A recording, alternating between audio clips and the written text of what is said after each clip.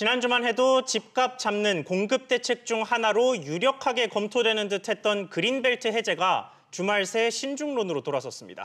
그린벨트 해제 효과를 두고 당정 안팎에서도 의견이 엇갈리고 있는데요. 자세한 내용 취재기자와 이야기 나눠보겠습니다. 경제부 정광윤 기자 나왔습니다. 정 기자, 정세균 국무총리가 주말에 그린벨트 해제에 신중해야 한다는 입장을 내놨어요. 네, 그렇습니다. 정 총리는 어제 한 방송에 출연해 그린벨트는 한번 해제하면 복원이 되지 않기 때문에 신중히 접근해야 한다고 말했습니다. 또 그린벨트 해제와 관련해 당정의 입장이 정리된 건 아니라고 언급했는데요.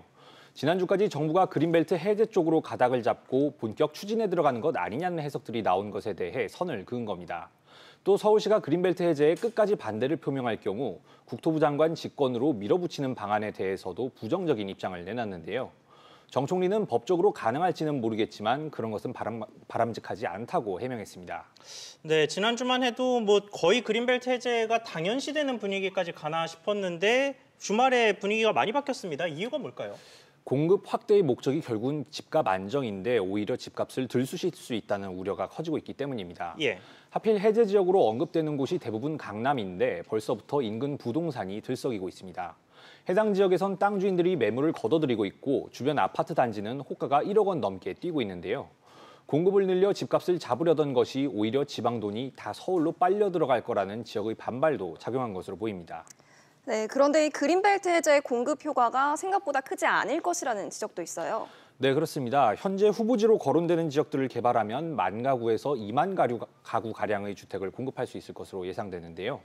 이 정도를 가지고는 서울 집값을 내리기엔 역부족이라는 시각이 많습니다. 서울시가 그린벨트 해제를 공공연하게 반대하고 있는 점도 부담으로 작용하고 있습니다. 네, 그런데 서울시가 그린벨트 해제를 반대하면서 내놓는 대안이 있을 것 같은데 어떤 것들이 좀 나오고 있습니까? 서울시는 지난주에 차라리 음마아파트 같은 오래된 단지들의 재개발 규제를 완화하자고 역제안했는데요. 예. 이재명 경기도지사 역시 도심 재개발을 활성화하고 용적률 규제를 풀어주는 게 낫다면서 거들고 나섰습니다. 다만 이 역시 쉬운 결정이 아닌데요. 시장을 자극해 집값을 더 올릴 수 있다는 측면에선 그린벨트 해제보다 더 낫다고 보기 어렵기 때문입니다. 특히 현 정부가 강남권 집값 상승을 억제하는 데 총력을 쏟아붓고 있다는 점을 감안한다면 가능성이 높다고 보기에는 어려운 상황입니다. 네, 어느 방향을 선택하든 결과가 증명을 할 텐데 선택이 좀 주목이 몰리고 있습니다. 정 기자 이야기 잘 들었습니다.